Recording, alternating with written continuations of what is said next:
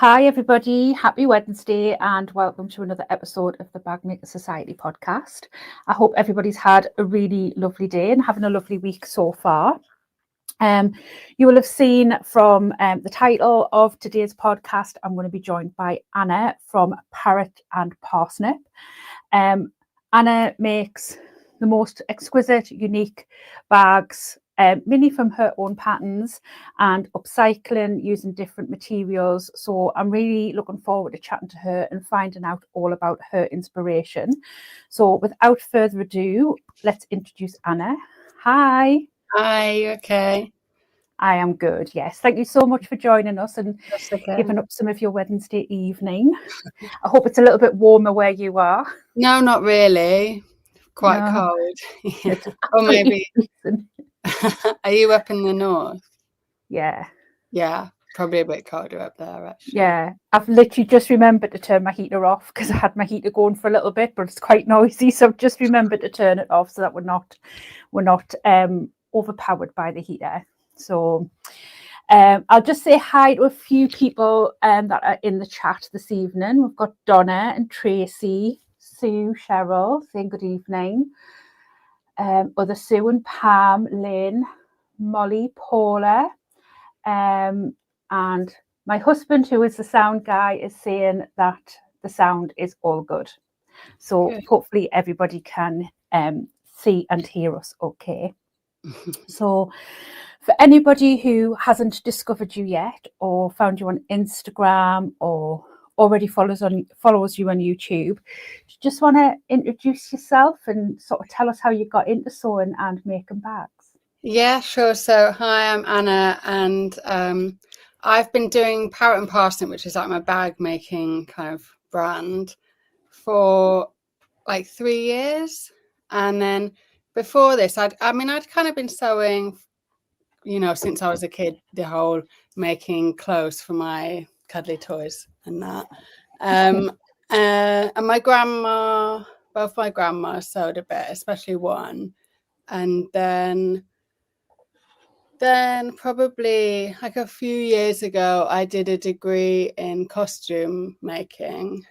And then so for the past 5 or 6 years, just before I stopped to have my son, which was 3 years ago, which is when I started the bags, I was working as a costume maker then for like theatre, so all of West End shows and that kind of thing. Yeah. And then I just started making bags after I'd had my son. I think it's just something to do that was still my own, and sewing and stuff that was napping. And it just went from there, really. I just got a bit addicted to making bags. Yeah. So have you gone back to any of the costume making?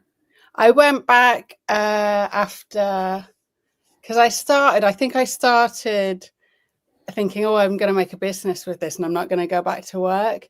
But obviously I put stuff on Etsy and it was like tumbleweeds for quite a while. So I did go back to the costume thing for about a year, part-time. So I was doing that part-time and then I was looking after my son part-time. And then in the evenings and any naps he had, I was making bags and doing all of that. And then at some point, I started like getting involved a bit more with Instagram, and then that took off. And then I just had to make a choice at some point because it was all getting a bit much. Yeah. So either costumes or bags. So yeah, pick the bags. Good choice. Yeah. It can be so hard to juggle everything, especially when your kiddies are young. Yeah. And yeah. You don't want to be missing any of that precious time with them, do you? Yeah. But do you miss the costume design side of it, or do you find that you're able to bring the elements of that you loved in that into your bag design? So like there was, at Christmas time I did make my son a pirate costume and I was like, oh, I love this. I think I have missed it a little bit. But the thing is with being a costume maker is you're kind of either a maker or a designer. So whereas we were makers, it's very much like, here's the fabrics, here are the costumes. And it sounds very exciting and stuff, but like where we do all the West End shows, they would do a cast change every year. So you kind of had your year set out of making the same costumes year after year and doing them like as fast as possible. You're making a lot of one costume at the same time. So it was quite like, you know, like fast paced. You never really got a time to, you know, do you know what I mean? Yeah. And no designing. So that was for me. So when I started the bags, and I was like, oh, I can design things and make, you know, I don't have to choose one or the other. That was definitely good. Yeah.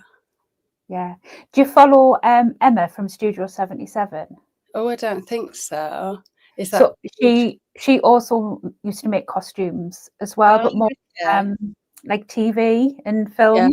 Yeah. And it's really interesting how you've both been able to sort of like utilize the skills, because she designs patterns as well, sort of like utilize the skills, especially probably sort of like maybe having to create things into like a 3D form and have it hold up and have it be structured. And so it's really interesting how you've been able to sort of translate those skills and make them applicable in your bags. Very good skill to have. Well, yeah, I think because when you're in it. So where it was fast paced and stuff, it was hard work, but also I learned so much from after finishing uni to there about kind of sewing and just all the technical side really, and like professional finishes and stuff. So yeah, it was good for that. Valerie's saying, just coming back to costume, what type of costumes were you doing? Did you say it was theatre? Theatre, yeah. So all the kind of the main musicals, it was a lot of musicals. So for example, Tina, the musical, we used to make all of her costumes, and Hamilton and Cats, and basically like any West End musical. Because what it is the musicals and all the West End shows would have a lot of costumes. So kind of every costume maker or every costume studio in London would take on like a few characters each, because not one person would be able to do the whole show. Yeah. So basically every costume maker was working on every show. And then occasionally, because the thing is with these shows, you've got cast changes and you've got 3 people for each character because they've got understudies and stuff. So there's a lot of costumes. You'd think, oh, it's just the ones you see on the stage, but it was a lot of costumes for one, even just for one person. Yeah. And they've probably got to have backups as well, just in case. And then they would go on, the same show would go on tour, so you'd have to make those costumes for them as well. So yeah, for each character, for each one single design, you're probably making it about 5 times for that one time. Yeah, so there's a lot of costumes flying around the West End. My hubby has had exactly the same reaction to your background. Is that a wall of thread behind you? It is, I said exactly the same thing, didn't I? It is amazing. Oh, thank you. Do you know what? I did it once. It was really nice to do, you know, very therapeutic. But I've never like neatened it up or anything. And to be honest, a lot of them I just put back willy-nilly. But I think the overall effect has stayed for about like 6 years or something. I did it ago. Yeah. So yeah, I think sometimes as well, it's nice sometimes just to have an odd one out of place, because it adds a bit of character, doesn't it? Yeah. As long as you haven't got OCD. That's what I like to think. Oh yeah, I definitely don't think I have. Yeah, no, I don't. Well, I like to be tidy. We talk about this quite a bit because I know a lot of creative people, you know, work in sort of creative chaos, you know, and are quite messy. I'm completely the opposite. Like, I have to have everything tidied away. Everything has to be in its place, and I tend to just kind of work on one project at a time. Yeah. I don't know if you're the same. I might have a lot of projects cut out and prepped, but I will just work on one at a time. Yeah. And if it's messy, I can't cope. I've got to stop and tidy up. Yeah. Well, I'm not fanatical. I lose things, so I need it to be tidy so that I don't lose things. I kind of hate the mess as well. But also I've got my room, it's like in the middle of our open plan downstairs. So I've got 3 cats and obviously a toddler. And so I have to just get everything up and away as soon as the day is done, because they will find any scrap of fabric to sleep on. I can imagine. Yeah. Is that the toddler or the cats? Or both? Both. Did you say it was 3? 3, yeah. And like he will take all my threads and like go around the house with them and stuff, which obviously then becomes my fault. It's like, oh, these threads are everywhere, and I'm thinking, yeah, but I've got cats and blooming toddlers picking them up and walking around with them. Yeah, I can imagine it's quite a task to try and sort of manage everything, and lots of balls to juggle. Well, yeah, we are moving house soon though, and I've earmarked a bedroom which is going to have a door on it. So exciting. Can't wait to have a door. Shut the door. I work in what was once our living room. Oh, right. I've kind of moved around a few times, and gradually kind of expanded each time. And now I'm in what was the living room. We still do have a living room. It's just what was the dining room, which we never used as a dining room. But it is lovely because the doors can just get shut at the end of the day, and I don't have to look at it. Or if there's something that, you know, is mid project and I need to leave it and walk away, I can shut the doors on it. And it does, I think it does sort of help to sort of have that have that separation. Yeah. How do you find working from home? Do you struggle to sort of have those boundaries though, where you're sort of like where you're in work mode and home mode? No, not really. No, it's very. I think just where I've started off like never having any time at the beginning. It was very much like an hour here, and so I was quite organised, like making sure I knew what I was going to do in that time and then doing it. And then I'd have my son wake up and it'd be like chaos again. So I had to very much separate everything. Like I couldn't be trying to think about stuff or do stuff while I was with him. And so as soon as it's 5 o'clock, I'm stopped. And that's the end of that. That's so good. You need to teach me. Yeah. Yeah, I'm not so good. Valerie's saying she's designing some costumes right now for this year's Notting Hill Carnival. It's very hard. Wow, I can imagine they will be amazing. Yeah, definitely. Yeah. I've only obviously ever seen Notting Hill Carnival like on TV. But I imagine those costumes are just spectacular. Yeah, well, some of them have really like got it all going on kind of structural wise and stuff. That's the challenge. Yeah. I can imagine the court wire being out to create those structures. But exciting. You'll have to share in the group, Valerie, how you get on with those costumes. Be excited to see. And Molly is also very impressed with your wall. Yeah,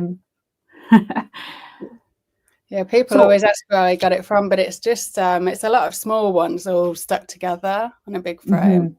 I just got them from eBay. Yeah. That's the beauty of them as well, because you can make them as big or small as you want. You can just add them on as you get more threads, can't you? Exactly. Yeah. I just need to put them shelves up, or get Andy to put them shelves up. He knows now because he's in the chat. Yeah. So Tracy's asking, what type of bags do you make? What's your favourite type of bags to make? Okay, I'll show you a few. This is kind of a classic bag that I would make, which is a backpack and with these vintage like cross stitches, tapestries on the front. And you're normally made out of a pair of cord trousers. Every fabric that I make is secondhand. Yeah, so this is like a classic kind of. I haven't got a roll top rucksack to show you, but I also do a roll top rucksack and often put like a vintage tapestry on the front of that. I think I've seen some of them on your Instagram before. Yeah, I haven't got any to show you right now. I'm trying to think. Whoops. Sorry if I'm standing up. This one, I was doing like a bit of I'm trying to design stuff more this year within a collection rather than last year. I was just kind of making whatever I fancied at the time. So I started off this year with a collection that I called Forgotten Stitches, and it was basically just to try and use up so many of these like old bits of embroidery that I had a massive bag. So this was one where I kind of cut them all up and appliqued them onto the top of here and made kind of a duffel bag. That's so nice. I love that blue as well. That blue is a beautiful colour. Yeah, that's like a bit of old denim from some jeans. So that was an idea that I had, and so most of them have kind of got a bit of embroidery going on at the moment. I've just oops, this is a new bag design actually, because I had a mini bag but I thought, oh, it's a bit small, so I thought this is like yeah, a cute little mini bag, and then I've just put some bits of embroidery. I quite like this one. Yeah, that's really nice. So there's some quite simple ones. It's nice to do simple ones every now and then to make it a bit easier. So do you design all your own patterns, or do you sometimes work off other people's patterns as well? No, I've always just made my own. I think that's part of the fun of it, really. I think, I don't know, I think where I started sewing so young, I didn't realise about sewing patterns for a long time. So I just used to make things up. So I don't know if I don't think I've ever used a sewing pattern. And you always upcycle as well? Yeah, that's been from, I amassed like a lot of vintage fabrics and fabrics from other people. And it wasn't the plan, I think. It was just the plan to use some of them at first. And I was making these drawstring bags out of like nice prints and stuff, vintage ones. And then at some point I had so much fabric, and I thought, do you know what? Maybe I should just use all of the fabrics like upcycled, because I was buying like bits of kind of drill and stuff to use where I could use denim. And then I think at some point I thought I can just use denim, and there's, So now, I don't buy any fabric now. It makes like sort of your makes quite easy to recognize as well, though, doesn't it? Oh, okay, that I think, you know, sort of if I'm scrolling, one of your makes will jump out at me. I'll know straight away without even looking. Oh, that's good. Sort of like, you know, your handle, that it's one of your makes. Oh, that's nice. So I think it creates sort of like an aesthetic that's I think quite unique to you. Yeah. I mean, I love it now. I just and it was part of when I was juggling this and my costume job. After I started using all the old fabrics and the vintage ones, I really couldn't get excited about the fabrics at work anymore. So whereas they were new, I just kind of had lost a bit of, I was like, I just want to use old fabrics now. Yeah. So where do you source all of your fabric, like your vintage fabrics from, or do you just find that people just kind of find you? They do quite a lot now. Yeah, quite a lot of it people just send me now, which is amazing. But also I still obviously like shopping like the rest of us and stuff. So I have a big vintage warehouse down the road, and they often have a lot of stuff, and I come back with quite a lot usually from there. And and another antiques fair as well that comes on throughout the summer. And I love getting like old curtains, 60s curtains and stuff from those. But I also look in charity shops, sometimes eBay, Vinted, anywhere really. Yeah, a lot of it gets. It's fun, sort of rifling through it all and sort of uncovering one that really. It's that excitement when you find something and you're like, oh my god, this is amazing. Yeah. Do you find when you pick up a fabric like that, do you instantly know what you want to make with it, or do you sometimes then design a bag based off the fabric? Yeah, usually that way around. Yeah. Unless it's like I've been making stuff previously and that would be perfect for it.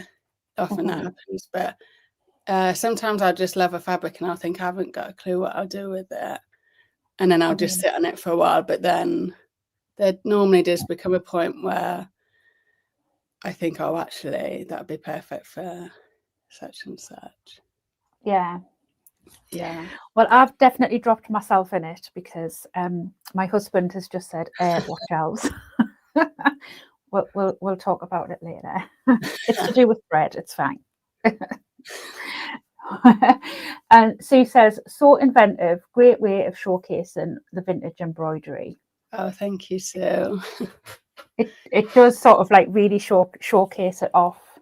I had so much, and what I loved about it was that some of them, like, people had sent to me, and it was kind of maybe their relatives or something. They just didn't have a clue what to do with it and didn't want for it to like go to waste. And then sometimes I get like a bundle or something from like eBay, and it's all different bits, and they've been snipped off the corner of napkins and stuff like that. And I just think it's so nice that there's people out there who are just saving it, and like they don't want to throw it away, but no one really knows what to do with it. Yeah. There's so much of it. So I thought as well, if I could try and find some ideas of stuff to do with it, and then other people could try stuff out themselves as well. And a bit more of it used.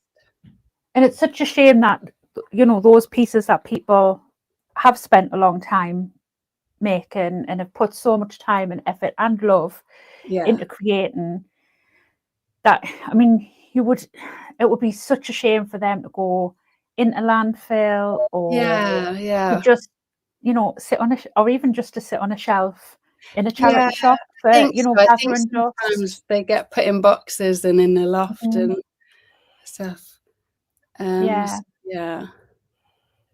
Donna's saying she loves to upcycle stuff when she can. She uses a lot of kilts. Oh, that sounds lots of stuff in charity shops as well. Some tartans on some of your bags would look amazing too, wouldn't they? You're gonna be looking at kilts now. Oh, I know. Gonna be down a rabbit hole. Be like, thanks, Donna. Yeah, my partner would be like, gosh, I mean, we have enough pairs of trousers going through the wash. It'd be like kilts as well, like.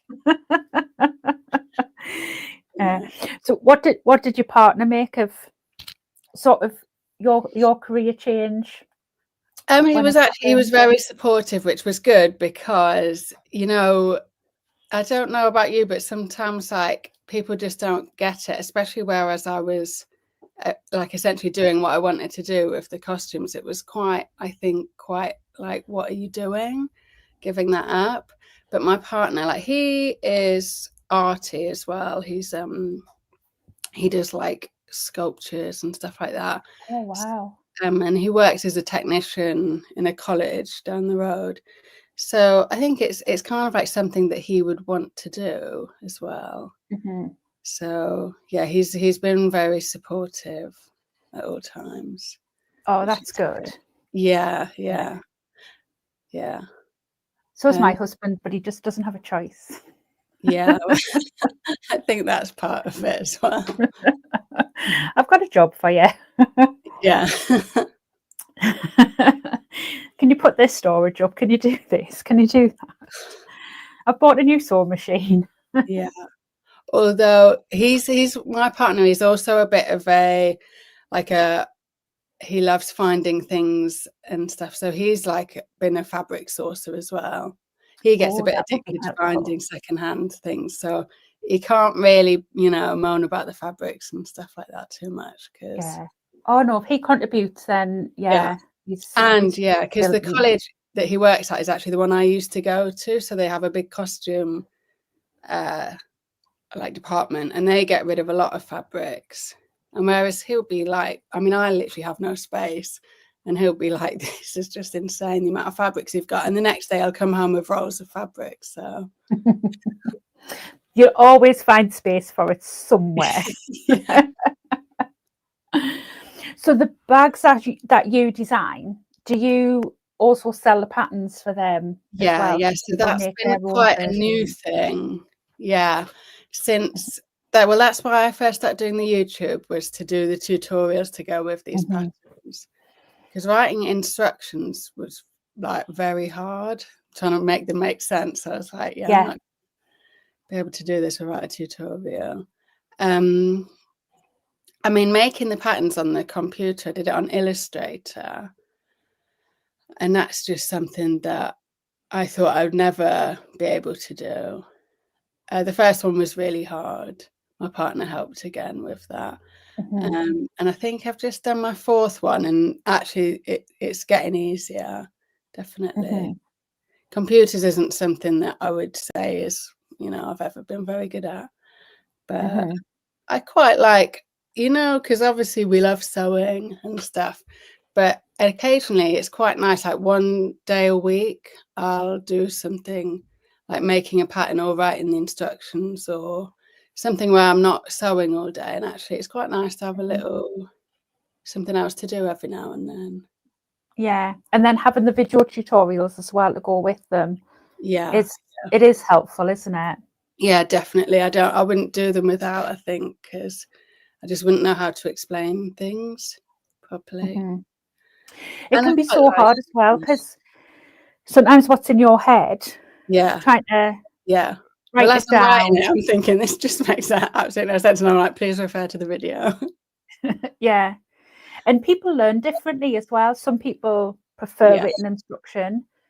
Some people prefer pictures. Some people prefer visuals. So you've got it all covered. I get a lot of comments, from people saying that they watch the video first, like without making the bag, they just watch the tutorial, and then when they come to making the bag, they either have the tutorial in the background or they just have the instructions. But the instructions will make sense once you've watched it being made. Yeah. I am a very visual learner. Me too. I more often than not will not even read the instructions. I'll watch the video first, and then I'll have my instructions and I'll be, oh right, okay, so that bit makes sense. And I very, very occasionally pattern test, not very often because I don't get much time. But I actually find pattern testing very hard to do, because I find, and I was just literally having this conversation with a friend this afternoon, I find lots of written instructions very difficult to follow. I literally just kind of need a bullet point, like sew top seam, top stitch. Okay, I can do that. But when there's a full paragraph, I kind of get a little bit overwhelmed. So when you're pattern testing, usually there's no video. So when I do pattern test, I sometimes feel a little bit like I'm behind everybody else, because it takes me so long to do, because everybody's like, I'm finished, and I'm like, oh my god, I'm still on page 1, like I'm still reading it.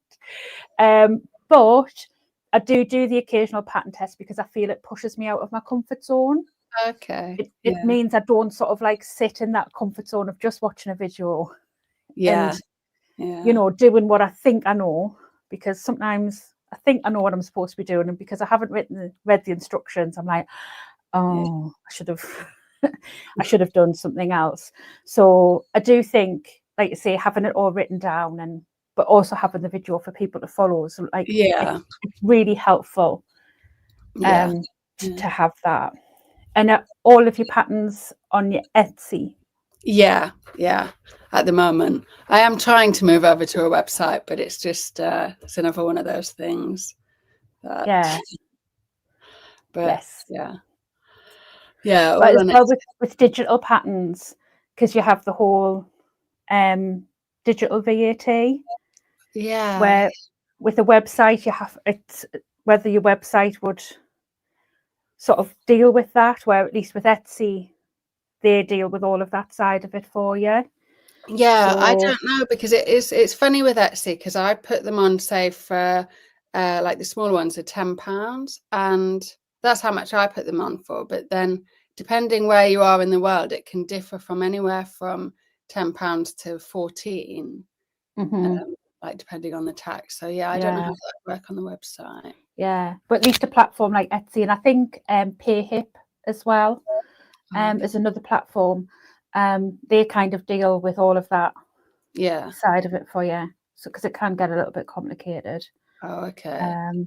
But I'm pretty sure that your Etsy is in the description down below, so if anybody wants to go and check out your patterns and or your bags as well, they can go and have a look, as well as your YouTube channel. YouTube channel's linked in the description down below, as well as I think Instagram. I think I've been on the ball. I'll go and look, and I'll have totally forgotten. I'll have to quickly go on and do it.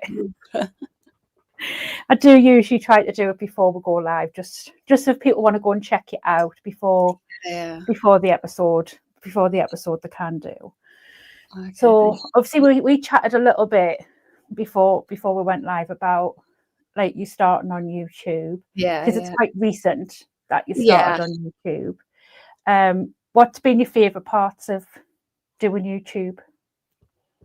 I would probably say I've had a lot of messages from people who are doing the same thing or like a similar thing, and like emails from people, and like quite long ones, and kind of kept in contact a bit. So that's been really nice, actually.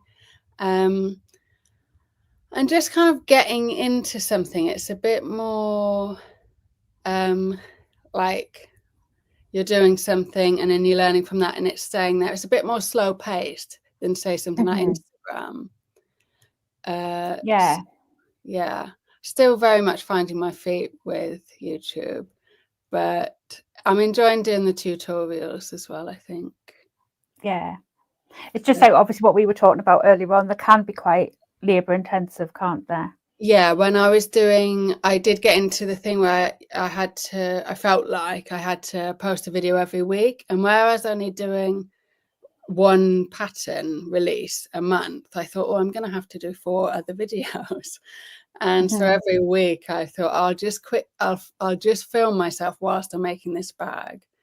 But whereas that bag would probably take half a day to make, when I was filming it, suddenly it was taking 1.5 to 2 days, and then I'd have to try and edit the video after.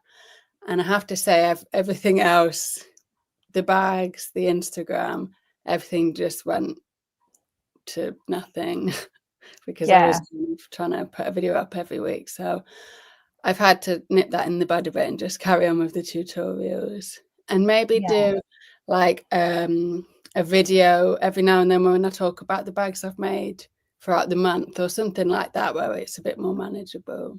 I think might be a better way. What I would, if I could give you a little bit of advice about YouTube, I would say don't worry too much about over editing. You know, I totally get where you're coming from, because you know you can get in your own head about it, and but you know, I don't think anybody, and I'm sure people will agree with me in the comments, nobody's expecting things to be highly polished. And I mean, mine definitely not.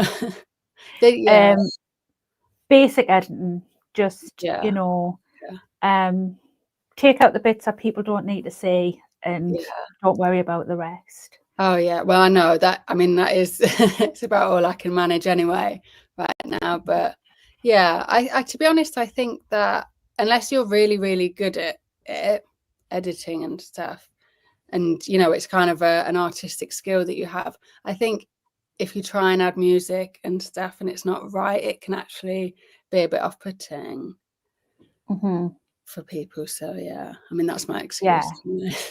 Yeah. I would just keep it simple. Keep it simple, yeah. Because I think, you know, people come to learn, and they'll come for you in your bags, you know, so they won't be so bothered about, you know, whether this is a smooth transition or that's a smooth transition. They're more bothered about, right, well, how do I put this pocket in? And as long as you're showing how to put that pocket in, that's really the most important part. Yeah. Paula has hit it on the head. Make it real, not perfect. Yeah. And I think that's absolutely true. Not perfect. Yeah. And Donna's saying she finds music distracting on tutorials. Oh yeah, I think so. Yeah. To be honest, the tutorials I find a lot easier to film and edit because they are what they are. You know, you're showing them the steps, so you know what you're gonna say because you're showing them how to make a bag. So that's kind of quicker. Yeah. And then you're editing, as you say, just what they need to see. Yeah. It was the other ones because it was kind of like you didn't know what to film, and then you didn't know what to show. And when I was putting them on the computer to edit, they'd be like 8 hours long, and I'd be like, right, I gotta get this done. Wow. Half an hour. So yeah. As I say, the only time I think I ever put music in any of my edited videos is if I've like sped up a bit, you know, if I've already done the process, but I'm doing it again, and I'll leave it in, but maybe speed it up. And I might put like a little bit of sort of like background music in, but I put it in like very, very low. So it's not loud, and I put it in sort of like at a lower sound than what the speaking is. But I don't often do edited videos because I don't have even to try and do it simply, it still takes a lot of time if you're not used to doing it. Yeah. That's why I do more live videos than anything else now. Because it's just, you know, probably a bit like yourself, quite time poor and juggling lots and lots of different things. Well, I'm just quickly checking back through. I think my husband's saying, just had a thought for his next messenger bag. My hubby has started making bags as well. So to make one out of his old uniform, he will have to wrestle it off me first because I already have plans for it. But we can share because there's plenty of it, I'm sure. Donna's saying that. Oh, he's got it in the chat. There's a special name for it, and I can't say it. Barathea. It's a prison officer's uniform. Okay. And he was a prison officer for 15 years. Right. It's one of my favourite jokes is to say that he did 15 years inside. Right. And then people go, and then I say as a prison officer. Yeah.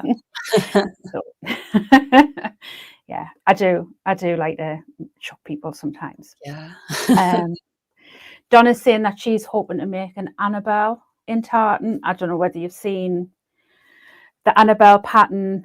It's on Instagram and stuff. It's by one of the designers. I've probably got one knocking about. It's this one. Oh yeah, nice. So Donna's hoping to make one in tartan. Will that be an upcycled project, Donna? Out of a kilt? Very nice. There's lots of agreement about making bags out of old uniforms. Have you ever used a uniform? One time I got a pair of trousers that were they'd been like donated to charity, but they were so kind of damaged that they were going to get thrown away, and they had all like holes, but they'd been sewn together many times, and they had a labelling, and they were ex-military from the 60s. Oh wow. Yeah, really nice. And when you could just feel kind of the history from them, and there was so many different repairs, and I thought, this man, like, he must have just loved these trousers, because not only have they been repaired like so many times, but even when they've got holes all down the front, he's still like not throwing them in the bin, he's giving them charity. So I was really glad that I managed to rescue them as well, and I made a roll top rucksack out of them. And that was really lovely. Yeah. I follow somebody on Instagram, and I'm trying to remember the name of the handle. I think it's Home and Handbags, and she makes bags, purses and stuff out of old military uniforms. Also makes cushions, recovers chairs out of old uniforms, and they are amazing. They're so cleverly done, and the history of them. Exactly. I think you can really feel the pride of whoever owned them before. So yeah, definitely nice to give them a new life. And it's lovely to be able to sort of like take those things that have so much history and maybe aren't fit for purpose anymore for what they were originally intended, and give them new life in another purpose. And because I loved doing that with that. I always remember those trousers actually, and I paired it with this needlework that someone had done, also from the 60s, and I thought it's quite nice that he was wearing these trousers somewhere in the 60s and she was doing that somewhere else, and now they're kind of a bag together. So I think that's absolutely fantastic. So one of the things I noticed in the blue bag, where I commented on that blue colour, was how nicely structured that bag was. What's your favourite sort of things to add structure to your bag? Do you use foam? Do you use things like Decibel? What do you like to use? Yeah, for the backs of, say, the backpacks, like and the straps, I've used all sorts, like old quilts, anything that I have really, and I just sew over a couple of layers and quilt them in. I interface everything, like all of the fabrics, but to be honest, at the moment, I've only got kind of a lightweight-ish interfacing, and so they're not massively interfacing. If anything's really thin, I'll just put a layer of some kind of wadding, whatever I happen to have at the time, behind it. But so even all of your structure and your stabilizers and everything, even all of that comes from upcycling and recycling. Wow, that's amazing. Yeah, because I used to use old fleeces to do kind of the pads on the first ones. But yeah, sometimes it's a bit, sometimes some fabrics are harder to work than others, but generally make do. And then sometimes you get something like my partner brought home from work, a load of like really technical kind of spongy fabric, and so then when you do get to work with something that's like proper, it's a real luxury. You're like, oh, this is nice. Is there any more of that stuff knocking about at work that they don't need? I go back to the old fleece quilt. Dawn's saying that she has so much second-hand fabric that you're giving her ideas. Oh, amazing. Good. Glad to hear it. Oh, yeah. And Dawn is actually on the podcast next week, so we'll be able to find out what she's been inspired to come up with.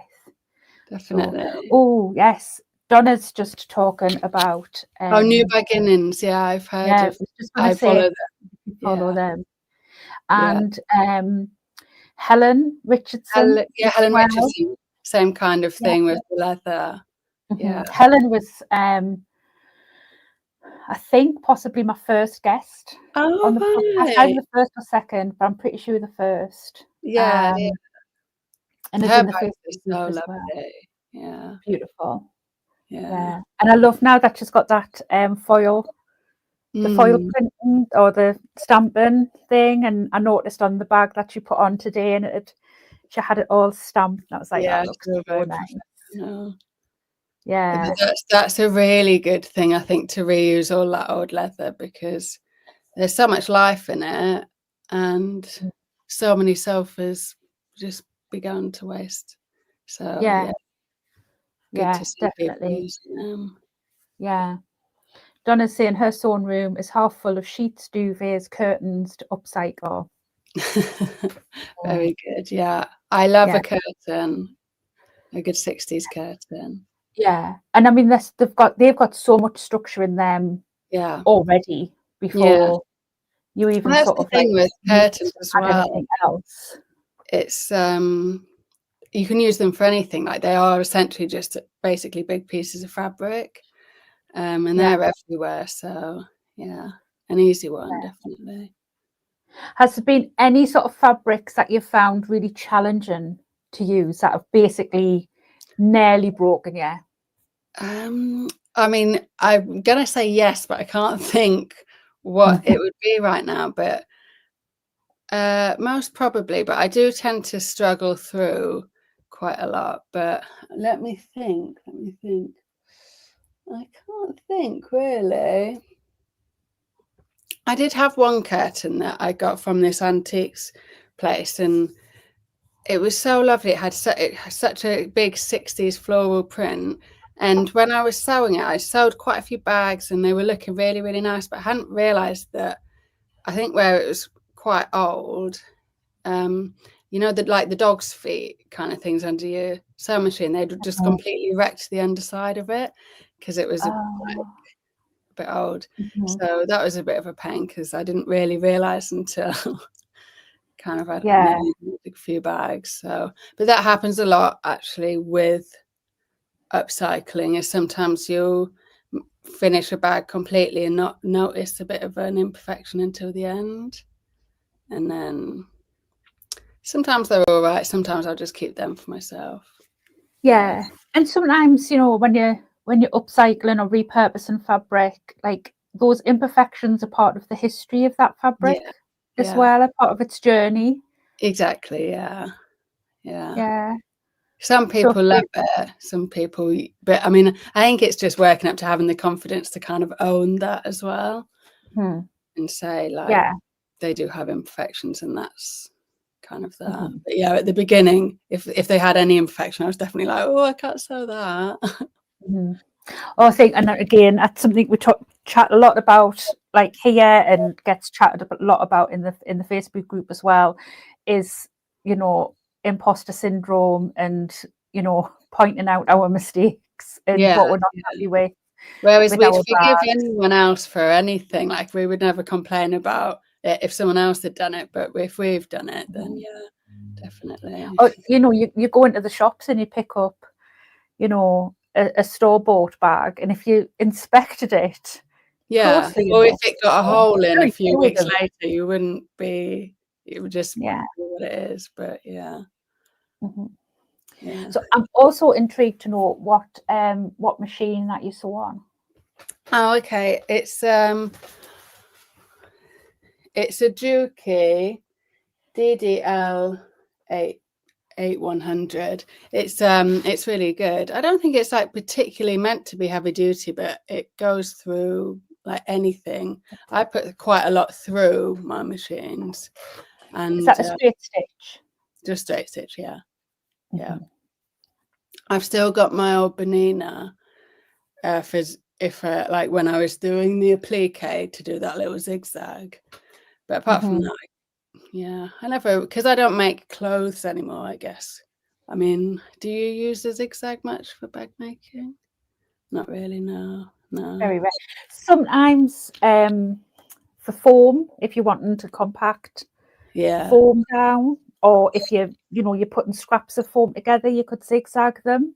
But I just tend to work around it. Like, I can't the effort of getting it out. My machine. Even to be fair, I mean, I've got another machine that's just kind of out of shot here. Me and her are really fell out at the moment. I haven't been speaking for months. but she's just straight stitch as well. She's called She because she's a Janome, so she's Jill. And then Oh, I've got the Jack H2, so oh, he's obviously Jack yeah, and Jill. yeah. But yeah, we're not, me and her are not speaking. We're not friends. Oh, Yeah. She's in the corner thinking about her behaviour. And she's been in the corner for thinking about her behaviour for quite some time now. oh. But I think as well, because I'm so used to sewing on this machine, that I struggle to kind of, not so much struggle, because obviously sewing on that machine is, because it's a semi-industrial, it's powerful. But it's just, Yeah, I'm used to this machine. I'm used to how this machine works. I'm used to the foot pedal. yeah. I think everyone's the same. Yeah, even when I used to work in a studio, when I used to work in a studio with lots of different machines, like we'd swap around if we had to, but on the whole, like you kind of stuck to one machine, even if it was the same, exactly the same as someone else's. They're just a bit different. Yeah, it's probably the same as, if you work in an office and somebody sat your computer in your chair and You you're just like, can't work it. What are you doing? That's my chair, my computer. It's exactly the same. I'm telling you, it's not. Yeah. It's mine. It's just how you're used to it being set up, isn't it? Yeah, yeah. Yeah. So what things have you got sort of planned in the next few months? Have you got any new pattern releases coming? Have you got anything you kind of want to tackle? I've got, like, I'm trying to aim to release a pattern every month, and there's always, everyone's kind of always asking for every one. And so for a while, people were asking for the backpack one and the roll top rucksack. So I should be doing the roll top rucksack one next, really, but I'm going to instead do the little mini bag because I like it and it's a bit simpler. And also I didn't want to do two big, really hard ones one after another because I think they're a bit less accessible for most people. And then after that, I'll do the roll top one, and just keep doing one after that. I'm definitely enjoying doing the patterns. And then, I'm just going to keep doing, like, every month a new collection of bags based around a theme. So I think next month in March, the theme will be patchwork. So because I've been looking at a lot of quilts recently and thinking, I want to do a bit of patchwork. I did want to do one after this embroidery one, which was quite like a lot of time and a lot of labor. I wanted to do a simpler one, but then I've chosen patchwork, so it might be another time-consuming one. The thing is, I think if you get sort of like an idea in your head, you kind of want to roll with it. Like, if you went with something else, you probably wouldn't. It's not that you wouldn't be passionate for it, but you wouldn't be as like fired up for it. Definitely. I think if you've started getting excited about something, there's kind of, because the original, I wasn't going to do the embroidery one to start with. I was going to do another one because it was going to be a bit simpler, but as soon as I got the embroidery one in my head, I had to jump ship to that. So it's just the way. Yeah.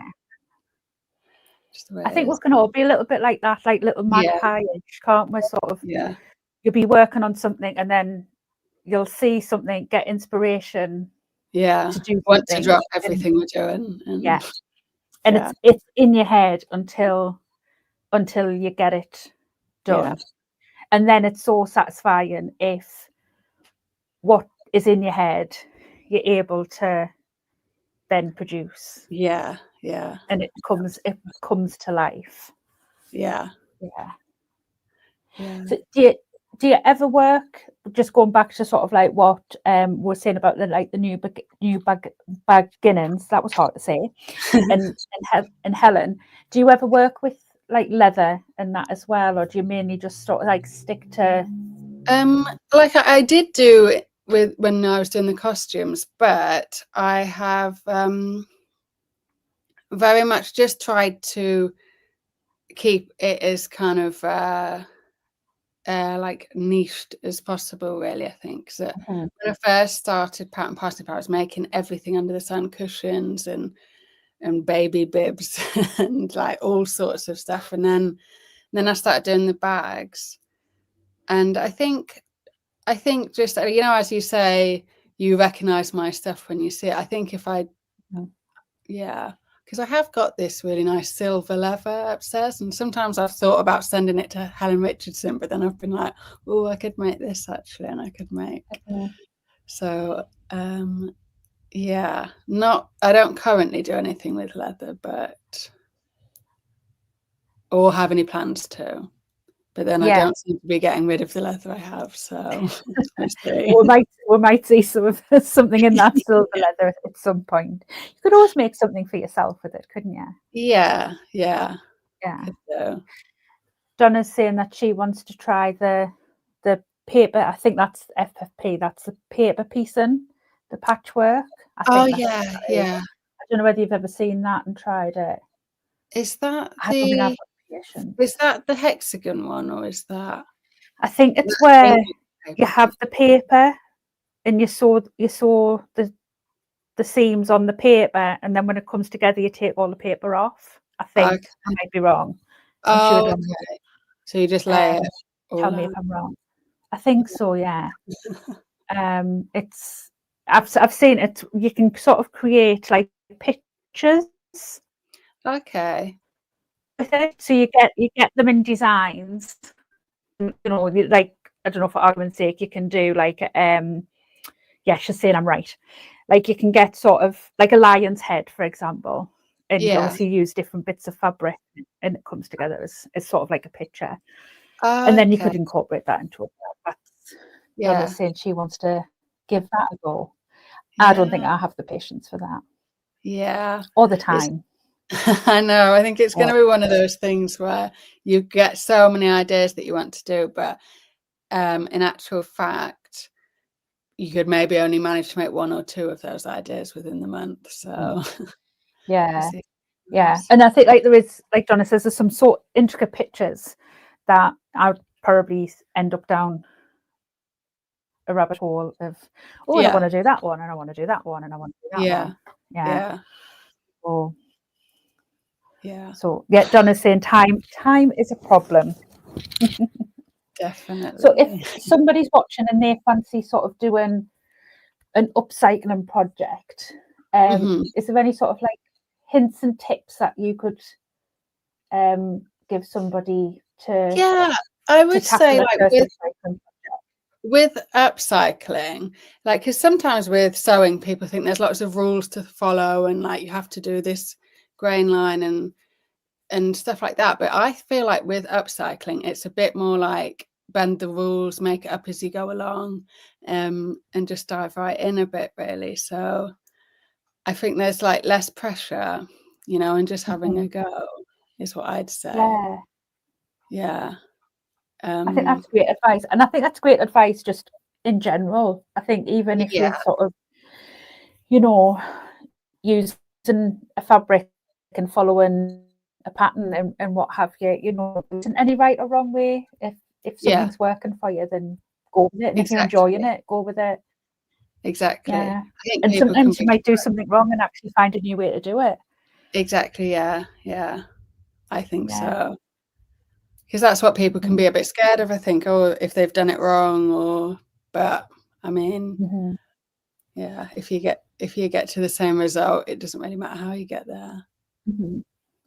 And I think with upcycling as well, it can be a great way to try something new, because, you know, you're not going and spending £20 a meter on a new fabric. And you know, if you want to harvest a bag that's fallen to bits for its hardware and zips and what have you, you know, you're not losing anything really. You know, if you you know, if you're kind of using a pair of jeans, for argument's sake, that the bum is literally hanging out of them and literally cannot be salvaged anymore as a wearable piece of like as a wearable garment, what are you losing in trying to repurpose it into something else? Worst case scenario is it doesn't work and you use it to stuff a dog bed, or it even if it goes wrong, it can be used for something. Somewhere. Yeah, exactly. So I think it's a really good way to get into sewing, and because you can get so much. If you asked around all your friends and family if they were getting rid of any clothes, you could probably get quite a stack of fabric quite quickly. And I'm sure they'd be happy to exactly. And you can end up with sort of so much interesting things. So Donna's saying that issues with my part on the screen. Oh, I don't know what that is. Probably my internet. I do live in a big town, but unfortunately I don't get very good internet. It is like an episode of Trigger Happy TV around here, trying to get any signal or what have you. But Dawn's saying, got a jet. It's been nice getting to know you, Anna. Oh, thank you, Dawn. And Dawn is actually next week's guest. Oh, okay, I'll be tuning in. Dawn is literally just starting on her YouTube journey. So she is doing some videos on somebody else's channel, but is just starting her YouTube journey. So be fun. Good luck. She's lovely, Dawn. I love Dawn. She's so much fun. So last question, what is the one bag making tool that you can't live without? Oh, I don't know if I have any bag making tools, to be honest. I literally just use a pair of scissors and that's probably it. So that's a bit of a boring answer, but if that's the thing that you reach for the most, then that's the answer. So yeah, I mean, I would struggle to go, well, I use this, I use that, I use so many different things. So I would struggle to say one. But I think with so many people are frightened to use scissors because they think they should be using a rotary cutter and like rulers and all of that sort of stuff. So knowing that somebody cuts their bag out with a standard pair of scissors is probably quite helpful to a lot of people. Yeah. Oh yeah. I do have a rotary cutter. It's just I'm just not that used to using it, I think. So it's the scissors. It can be scary for some people as well, can't they? They can be a little bit intimidating. And rotary cutter. Yeah. Yeah. I've got quite a few scars.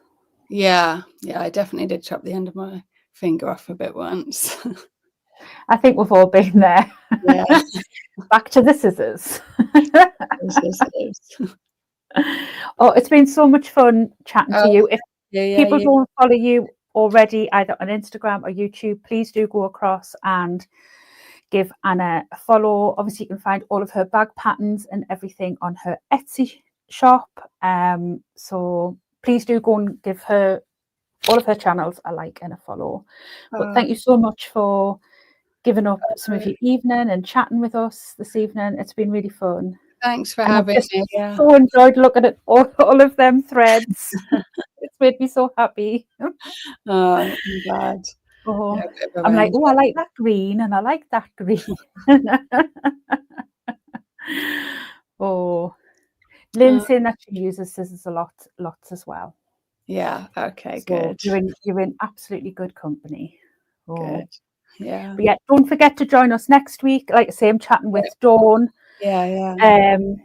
So I will let everybody go, love you and leave you. And thank you to everybody who's been in the chat. And I will see you next week at 8 o'clock next Wednesday. See you soon. Okay. Bye. Bye so much. Bye.